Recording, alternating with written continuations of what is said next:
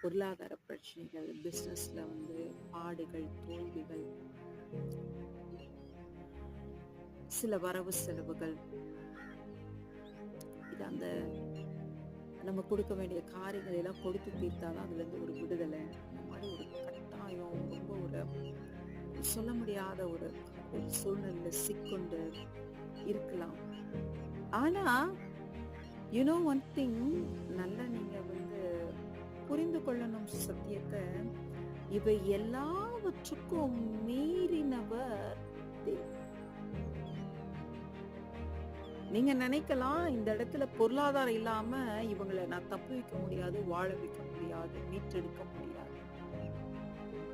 உங்களுடைய சூழ்நிலை 100% உண்மையாகவே அதுவா கூட இருக்கலாம். பட் இந்த இடத்துல வழிவகை வாசல்களே இல்லை. ஏன்னா நம்மளிடத்துல மீட்டு